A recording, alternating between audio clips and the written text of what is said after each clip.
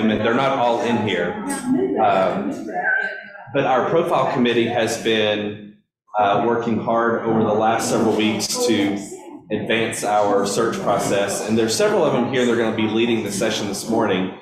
And then there's some that are in other parts of the church this morning doing some work. But I want to take a moment just to say thank you and have us thank the profile committee. And so on that committee, we've got co-chairs. We've got Katie Collins, Maria Goulet. Y'all stand up, say hi, because they're going to come up anyway.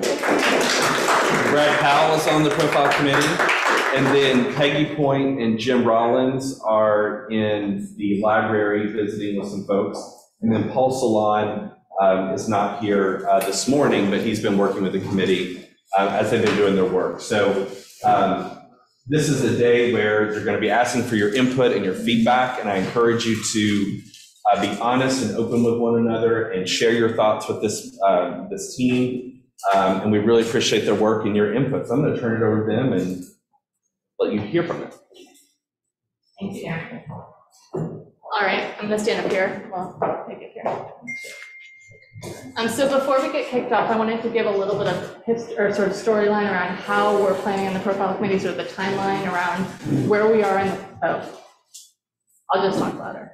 I'm gonna give a little bit of a timeline as to where we are in the process right now, sort of the history that's led up to it, where we are right now, and where we're headed.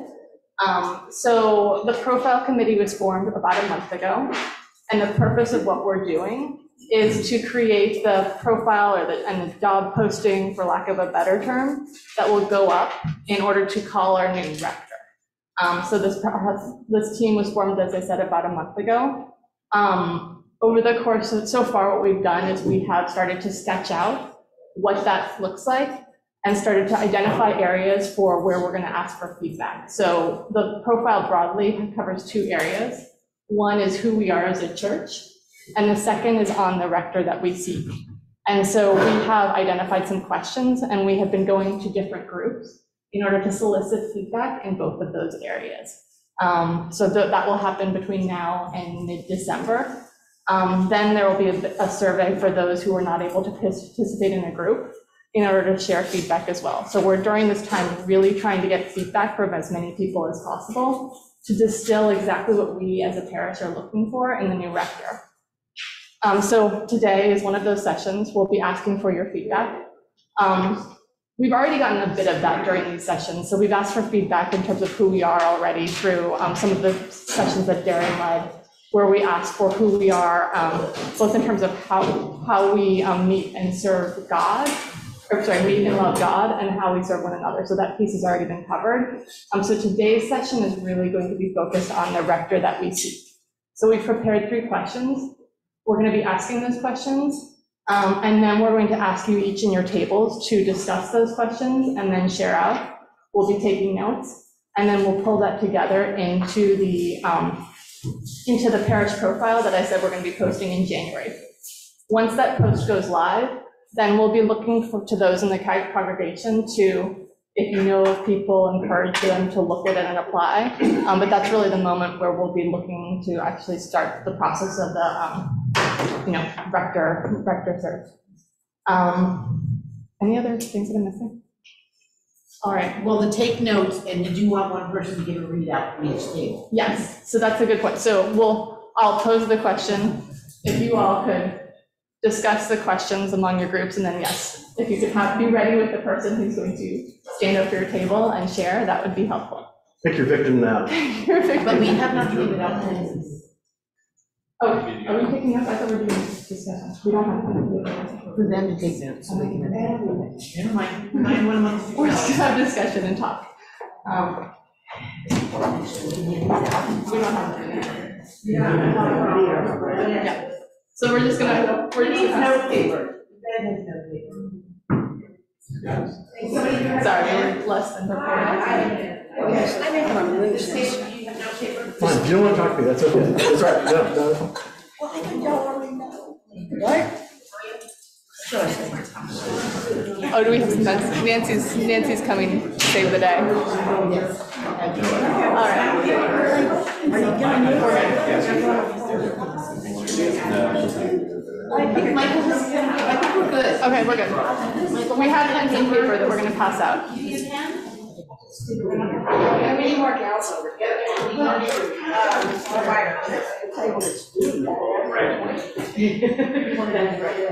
All right, I think everybody's armed. are we on? Should I Go ahead. read the first?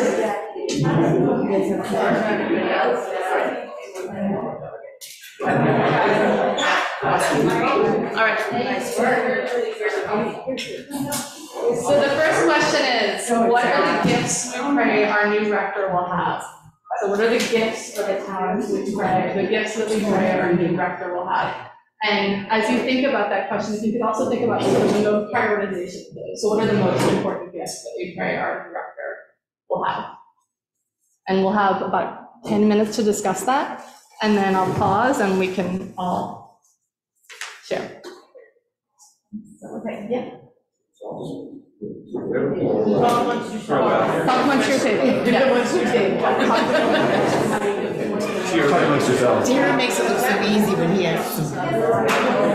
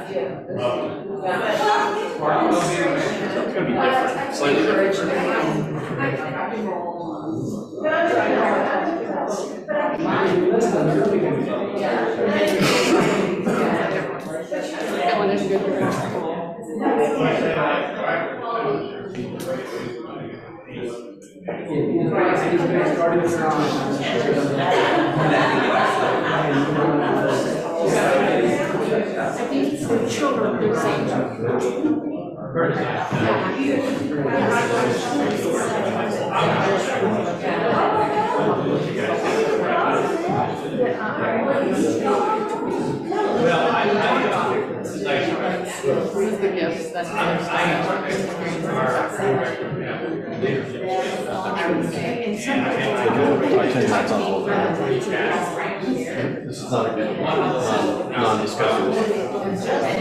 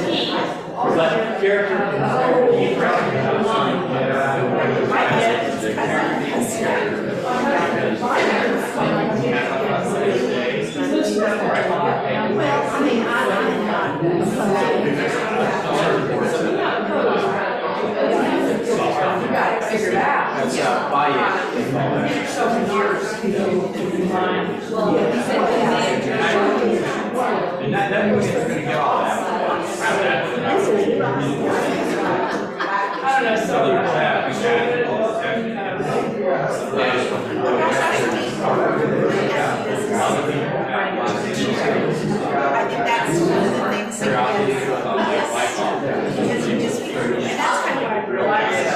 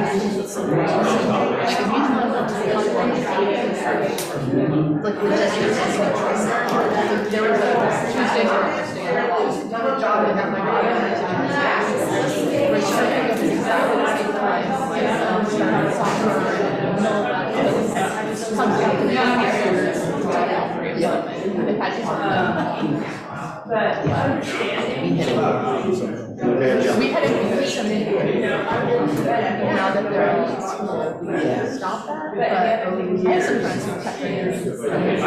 We just had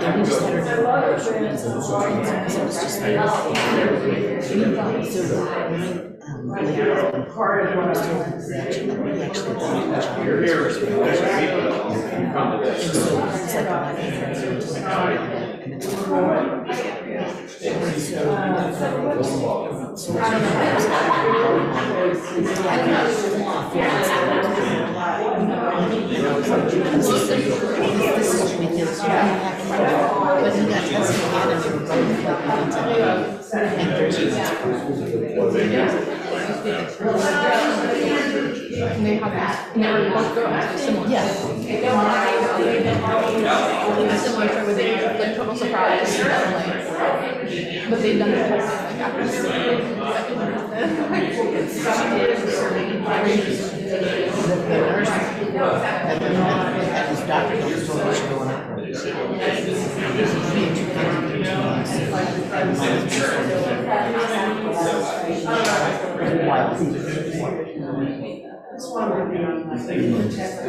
Think the Bible church is read the room.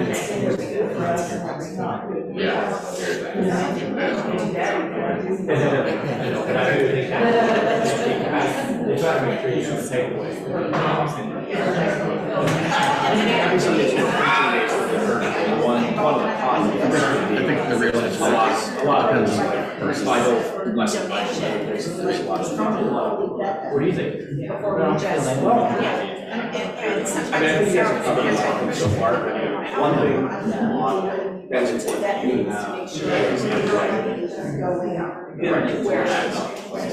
I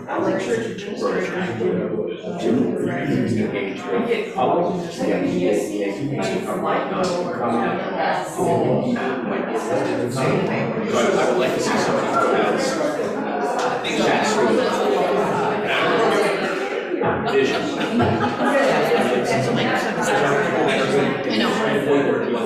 I turned it up while you were talking, but in order for them to be heard, if anybody wants to, but for the recording, if you'll use that, you'll stand up this way and use that mic, then I can walk around and they can use that to speak so that we can get it on.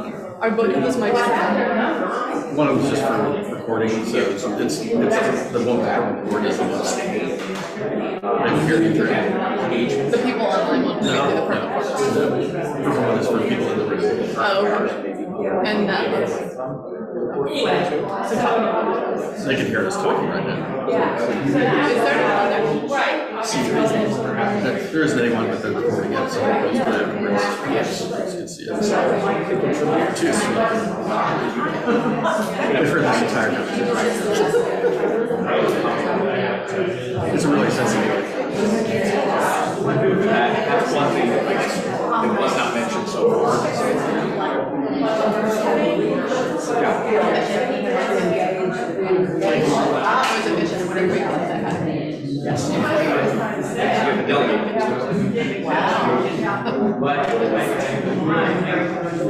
All my kids are six plus years old. Which was very nice. Which was very nice when it came time for everything to go. I have a friend of mine that's That's the last name. I did not know him personally.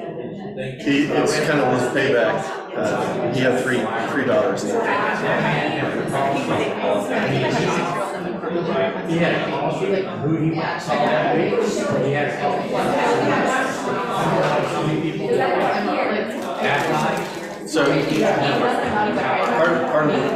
part of what I'm enjoying right now is the fact that my daughter has just had her second child, my granddaughter is second.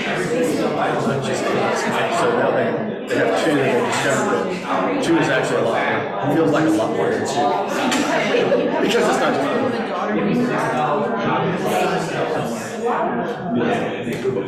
he just stays down. He's a senior. So my youngest is a senior in high school. My oldest is in early 30s and just has this year. And then my oldest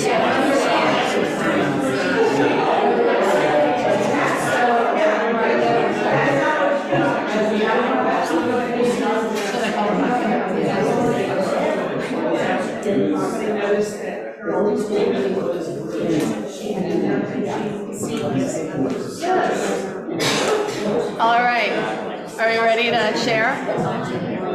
Mike's on. Is it not on? Is this not on? Share. There you go. The Lord be with you. Great trick. All right, are you ready to share? All right, you want to start? God, maybe with this table? Here's a mic if you want. We're gonna make dance and other things, that's all right. Yes. Okay, so our group came up with a relationship with the Holy Spirit, somebody who's on fire like that, somebody who is a good preacher and has an emphasis on Jesus. Good leadership skills, which includes both administrative and also empathy, passion, intellectual curiosity, and strong character and integrity. Someone who is practical, somebody who can have the lessons relatable to the parish. Somebody who engages the parish and the public, somebody who really gets out there, visits parishioners, somebody who has a vision for bringing the church to new people or to get people back in who have not been here for a while and get stronger engagement that way. And someone who's good at equipping the lay people for their ministry and outreach. Were there, as you had the discussion in your group, were there one or two that really rose to the top as like the ones you're most excited about? It's kind of everyone was different, but the leadership skills and having a strong character and a strong relationship with Jesus Christ. It's important. Thank you.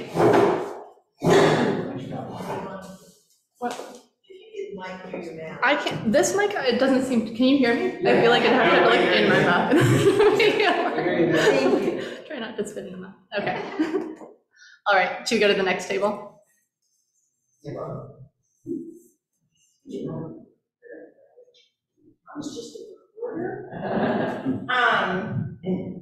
I'm not sure we did these in priority, but we talked about the importance of a skilled pastoral, or having skilled pastoral care. Some administrative skills, but we also talked about the importance of letting the vestry kind of focus on the admin stuff. To keep age in perspective, and talked about Rector at her church that's 27 years old and new, that was wonderful in pastoral care. Don't let that interfere with selection. Someone who really knows the parish family, knows their names. This is kind of repetitive and a generational approach to all members from young to old. Somebody that's skilled in the Bible. Talk about the importance of having Bible study. A lot of times, Sunday school is the only time people in the parish can study the Bible. So, and to kind of focus on the mission of our church community.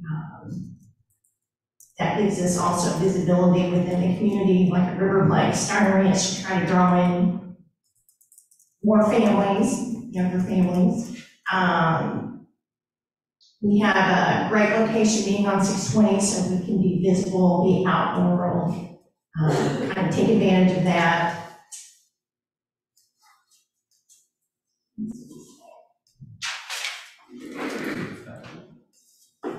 That was helpful. Thank you. All right, should we go to the next table?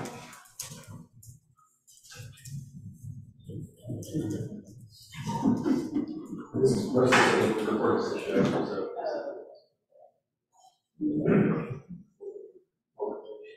Okay, so it's gonna sound pretty repetitive, with what the two tables before us already said, but great minds differ alike. Basically, someone who's a good preacher, they're gonna give good sermons, someone who is a multi-generational messenger, so,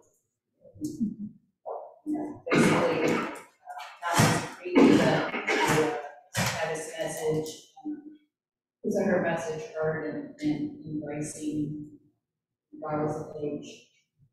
Someone with good community connections, being able to not just do outreach, but also being able to perhaps bring some of that back and not necessarily, we always want people to come in and be members, but going beyond that is, maybe someone who can, what we're saying, stir up the pot by bringing different people from the community into lectures, seminar, whatever, just to kind of freshen the blood, so to speak. Someone who's compassionate and empathetic, someone who has longevity. You can take that, obviously we always want everybody to live a long, healthy life, but in terms of longevity to the church. Someone who has good managerial leadership skills, administrative skills. Someone who, this is a big bonus, kind of like the wish list, maybe in this area, it's great to have someone who's open people. Someone who's a good listener, who actually hears what people are saying and not just listening. Someone who's God-driven, godly. A visionary, someone with humility, and someone with a good sense of humor. I like the themes. I feel like there's this theme of connection and sort of going out and connecting across multi-generations that I've heard now a couple of times that feels really important. All right, should we keep going?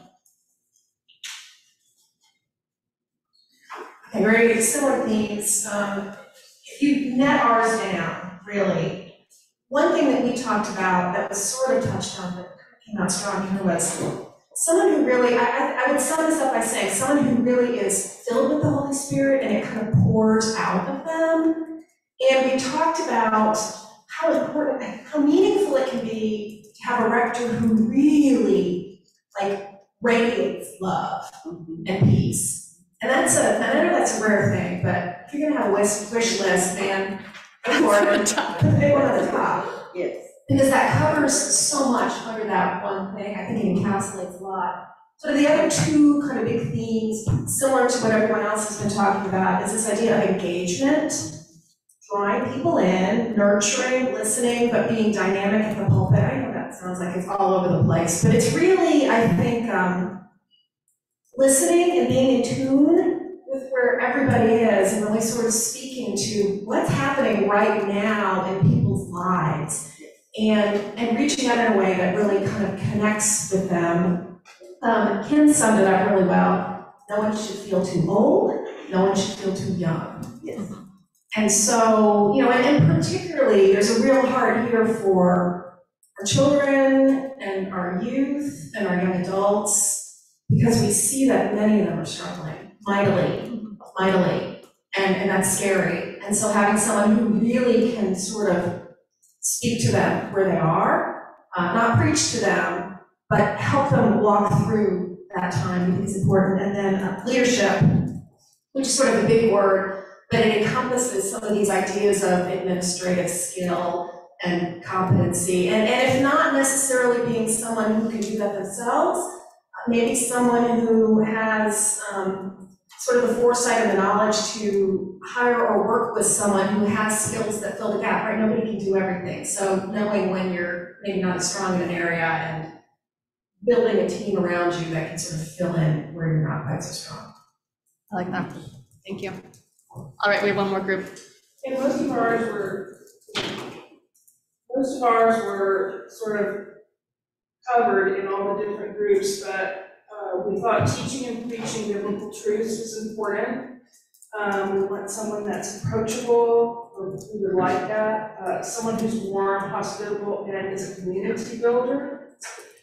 We wanted someone who was joyful and sees the joy in children and is loving toward kids and to our older generations as well, so that everyone feels they're part of the family. And with our administration, we thought discernment was important. You know, he or she can figure out what's good and what's not so good for us. Delegating different things from authority to different tasks, and leadership, and knowing when it's time to ask for help. So those are the things. I think it's everybody else that knows what this. Quite good. Thank you. All right, well, our next question is going to kind of continue the thread, but maybe from a slightly different angle. So our next question is, what do we pray our new rector's leadership style, experiences, and background will be? So think, what are they bringing to the table? What experiences have they had? What's their background? And then what's their style? Yes. You know, like also to remember the priority of orders.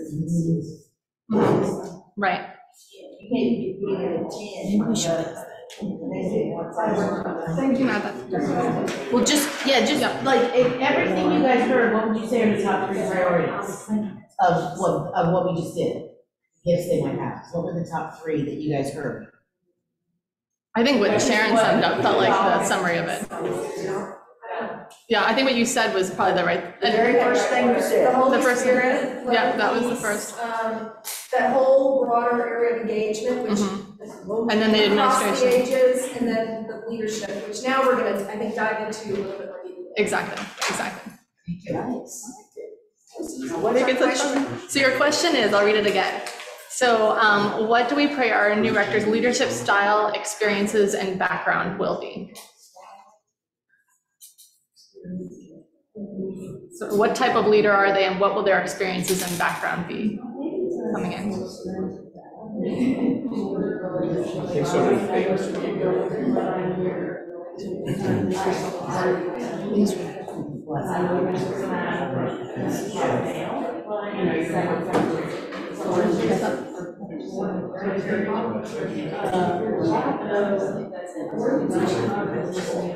It's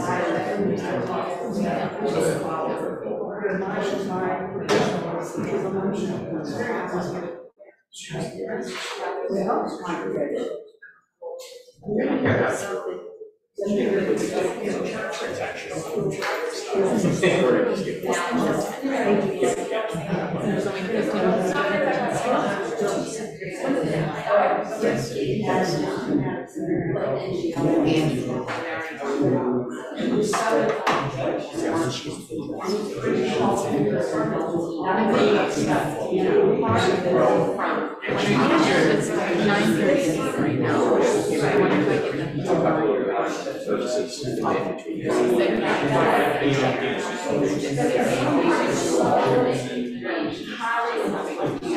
You don't have to share minutes, you just say what it is. Well, yeah, the next one is, what do you know?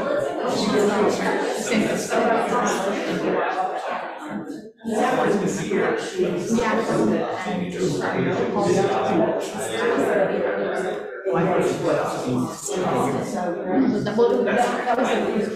but I think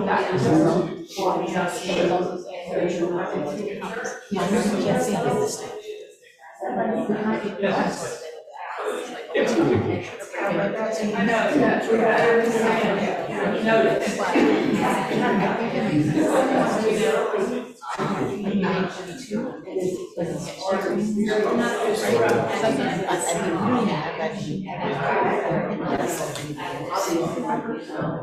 Missing.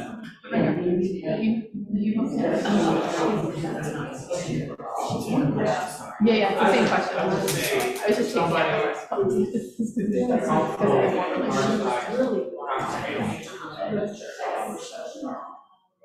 changing Can deal with the scale of operations.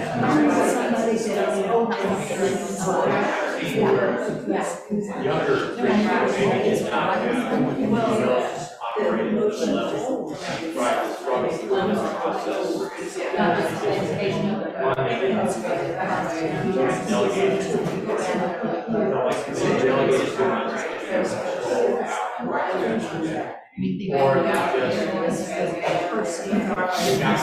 little details that when you get into the side,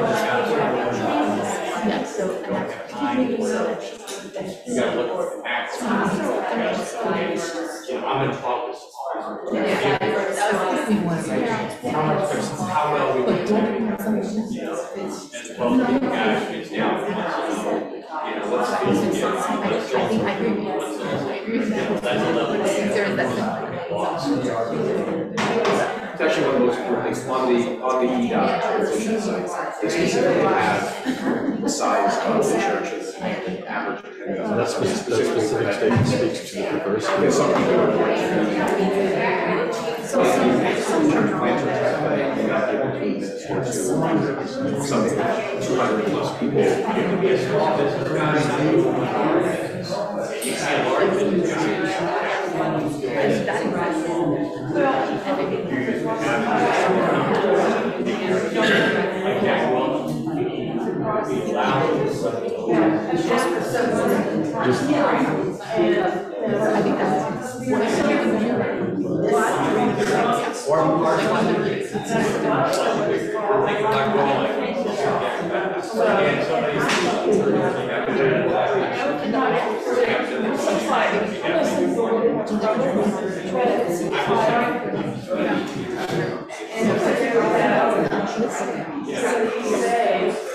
You're our son. We're at a side. Not small.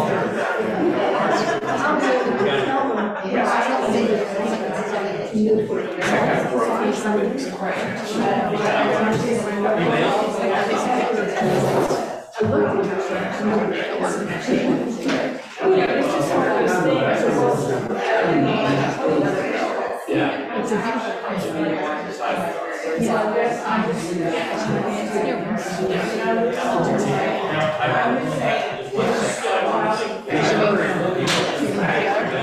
You're better at getting better at The microphone just came back. Where'd the mic come? There you go. Maybe, maybe not. Are you All ready? right, should we go this way? Are you ready? Yeah, sure. Yeah. All right. So we're ready? Can we get maybe like one at a time?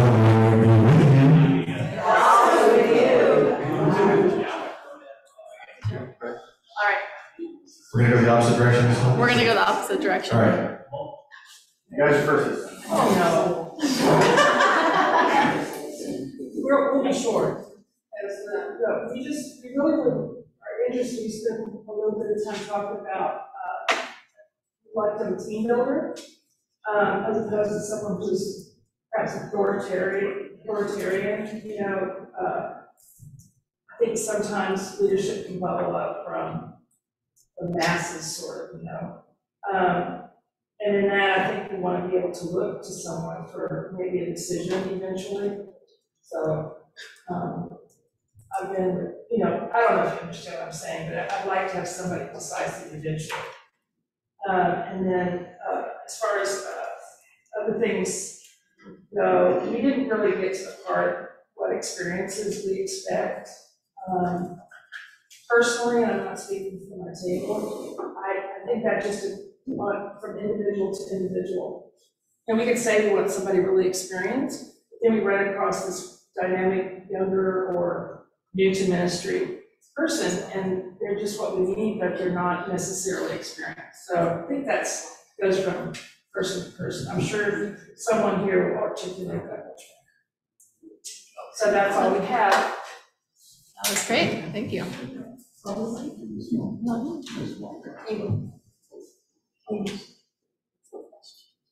All right, I'm not as crisp as I was last time, I apologize. Wait, And I was so- trying to think, and, so we talked a lot, I would say our far and away number one, we talked a lot about all the work that we've done over the last few years to become a lay-led congregation, and how important that is. And so we think it's really essential that we find someone who has the ability to work with and trust a lay-led congregation. And that involves a fair amount of transparency. And specifically, we talked about, really, given all the work that we've done and how good we feel about it, we do not want someone just sort of parachuting in with their own ideas and just kind of heading us off in a different direction. We really want someone who respects what we've done and how we operate and how strong we are. And not everybody's going to be able to do that. So finding someone who has that ability. I would say sort of second was someone who brings some new ideas. So a little bit on the flip side is, we don't want you to just come and follow us. We want you to come in with some new ideas and work with us. Let's work together to try to move forward. And someone that has the ability to communicate and actually follow through on those new ideas. And then we had just started talking about, we have two recruiters here at the table, so we have a real understanding of the importance of somebody's background.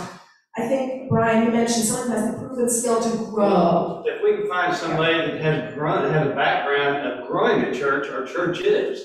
That's why, one thing that came out in our ministry retreat is, maybe it's not, everybody think, well, let's get a young guy that can be here forever. Well, that might be great. Maybe they're out there, maybe they're not. Maybe we find somebody older, but we had a great speaker. And this man, he's not a Episcopalian, Baptist actually, but he's grown churches. I mean, he had a track record of growing churches, small churches, to thousands of members.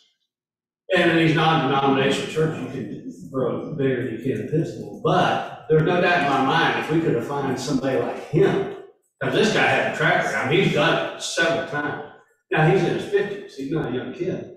But in business, we look for people that have a track record, and history normally repeats itself. So I think finding somebody that has a track record of growing, it's one thing to sit up here hypothetically and work with this, and this. Well, why don't we find somebody that's already done it? You know what I mean? Take the guesswork out of it, I think. That's my point. So experience growing, because that's something that we really want to Somebody do. that's done it. Track record. Track record. Otherwise, we're taking a big gamble, thinking, well, this person can't do it. Well, how do you know? We sure don't want to be here again in a few years. All right, we'll go to the next table.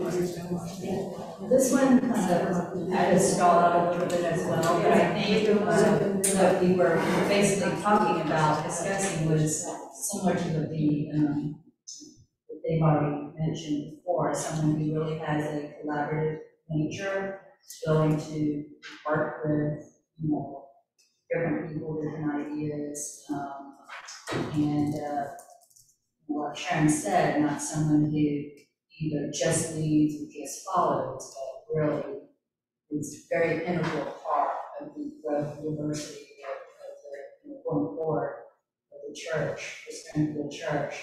And someone with that usually, what we think probably has a diverse range of life experiences, both personally and professionally, that they can bring in, have different perspectives.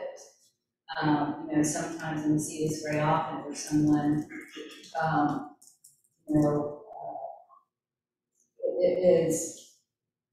it's more, one track when they don't have that diversity. And they mean well and well-intentioned, but they don't know any other experiences to help guide their decisions and how they interact and help the church grow. So someone who's practical, but yet still very spiritually grounded, because that is the basis and crux of the church. It's a tall order, but the wish list huge. No, a great wish list. All right, thank you. Let's go to the next one.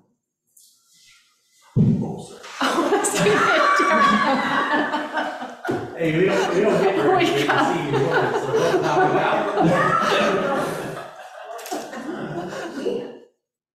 Discussing the same things we talked about, can't be a dictator.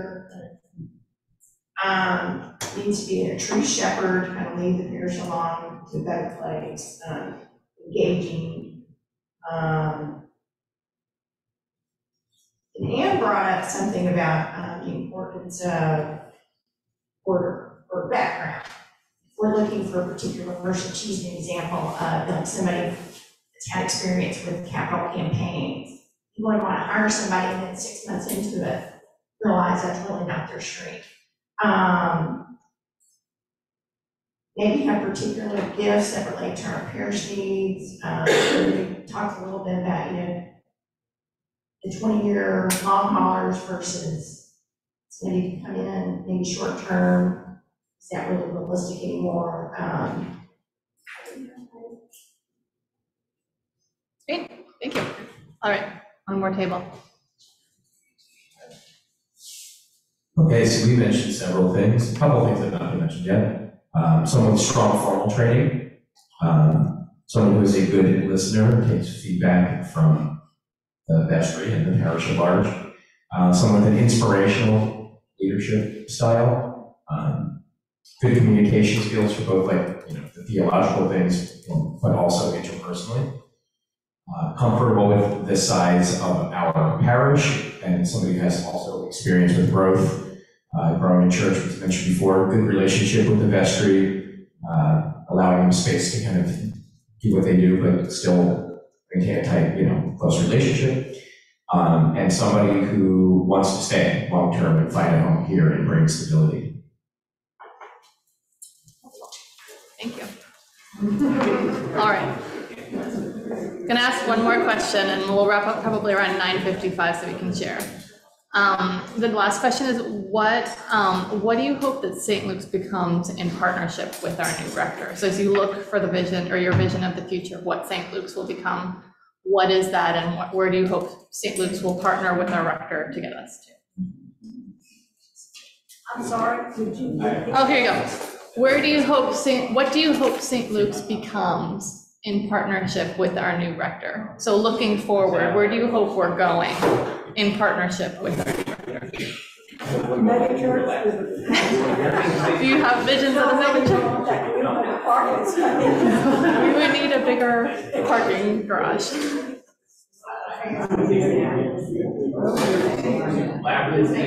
If they come, we can build it. If they come, that's true. We can go up, right? We can build new a bigger building. We can build that. It's still a process. They haven't gotten as far. We still keep checking to see when they're going to start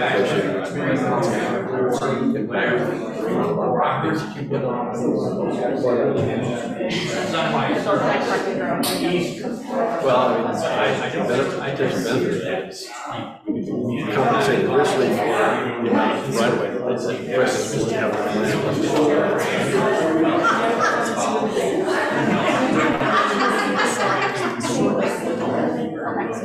Surprised if they come in and start moving.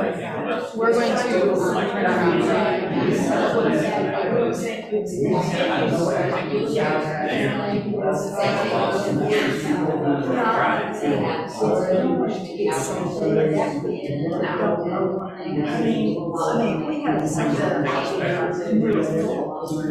We have Community profile. Exactly.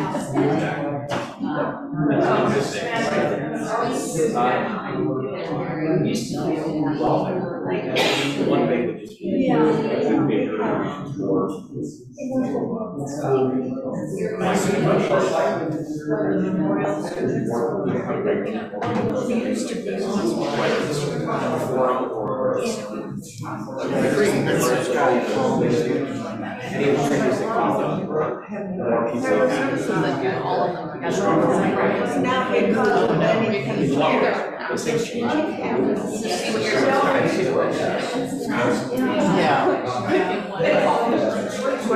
I've been in marketing and so I oftentimes subscribe to those emails too because I feel like I want to know. But I have a separate account. Yeah, but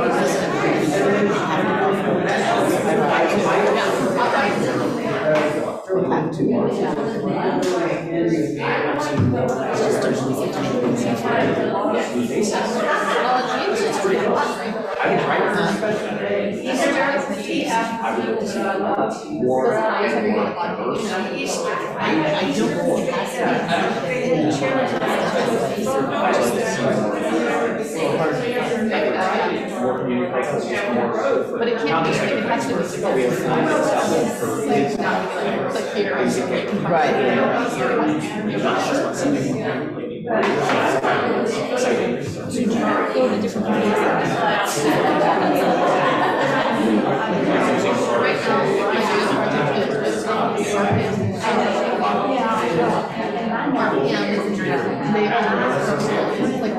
Oh, yeah.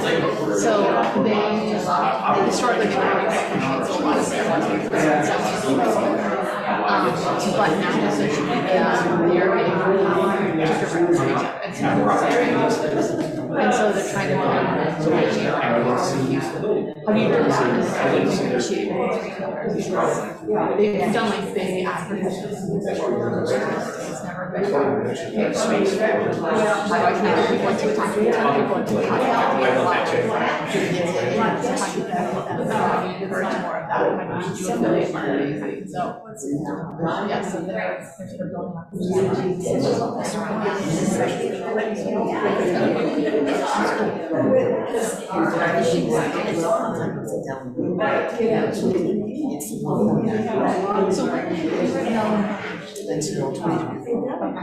And now you just now I just do illustrations. What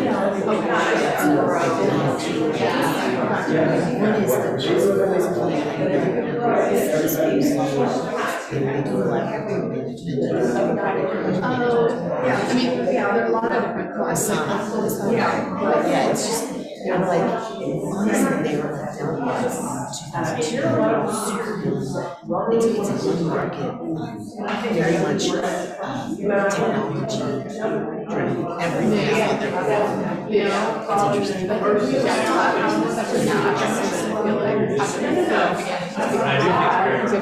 You have to think through digital collaboration. Yeah, it's very delicate. So it blows my mind. Stuff like that. Okay. Yes. Yeah. All right. We're gonna. Can we share a little bit? All right. Okay. All right. Should we start in the middle now? Yeah. We're gonna make these pretty quick because we gotta get to church. All right, ready? Okay, we had two things that we talked about. One was we would like to see St. Luke's become more inclusive and more diverse. At least to some extent, we were talking about there's a perception that we're mostly white middle class. And we would actually really welcome some more diversity in the community. The other thing we talked about was growth. And I think the consensus we developed is that we're not really that interested in growing into becoming a mega church or anything like that. But sustainable growth is what we're seeking. You know, being able to have a vibrant community, but not necessarily huge numbers that you can brag about or anything like that. That's good context. Thank you. All right, whichever way you're gonna go. So. I guess that's clockwise.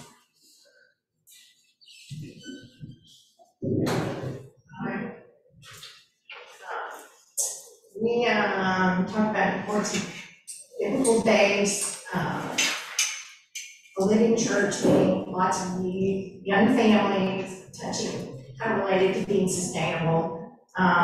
Jim commented that it'd be nice to have a parking problem. Outreach for all ages, we're really out in the community. Excited about the liturgy. Also a place of comfort, being an integration to bring people in that want to be to a part of it. We talked about,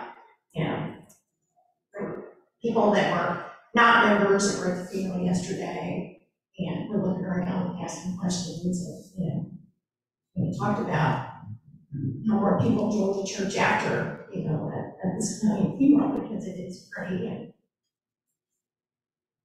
Sounds awesome. Thank you. All right. Are we? No, we're really. Oh, you're really mixing it up. Keep them on their toes. All right. picking around like my Roomba.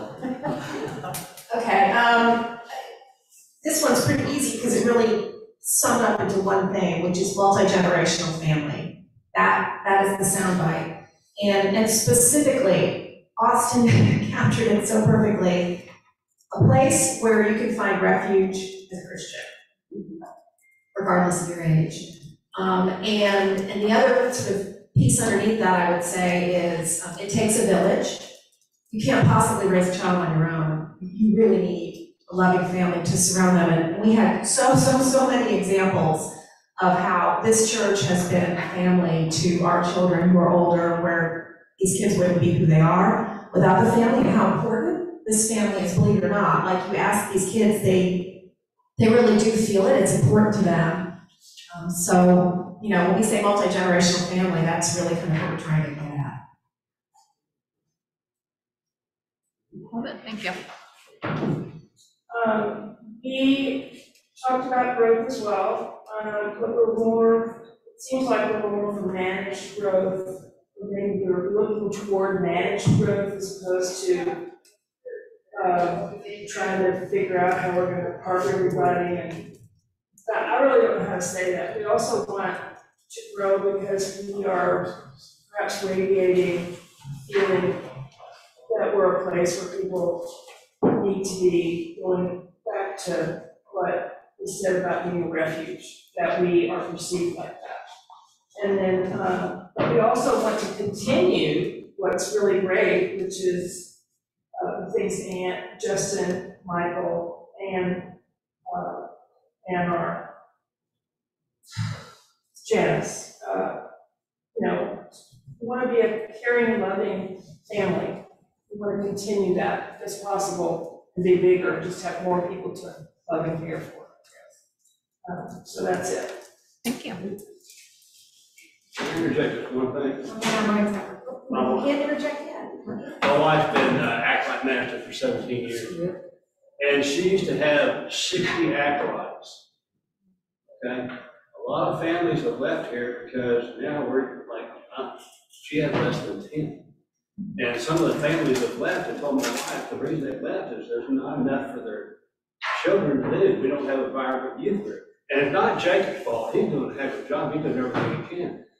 But we gotta get somebody in here that can attract, we gotta grow this youth, or we're not gonna have, I mean, it's sad. We go from 60 acolytes to less than 10. My wife's crazy every week trying to find acolytes.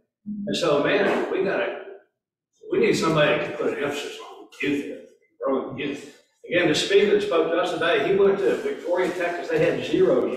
In less than a year, they got 65 kids attending youth Wednesday, Thursday, whatever night. So they went from 0 to 65 in less than a year.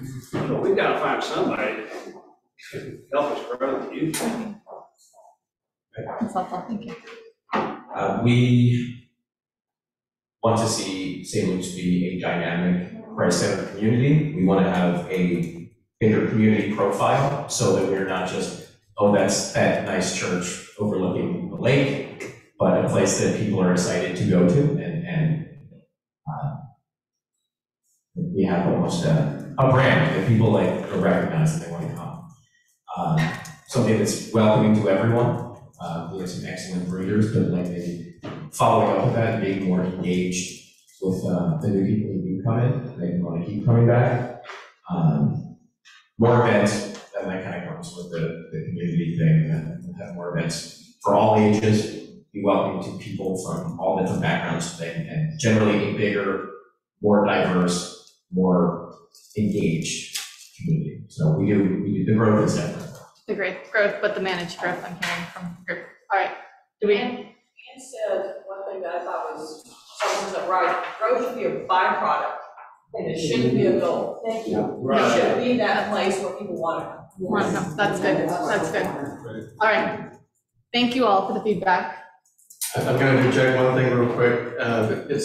It's an ask from the profile committee, because we're still trying to get information from everybody within the church.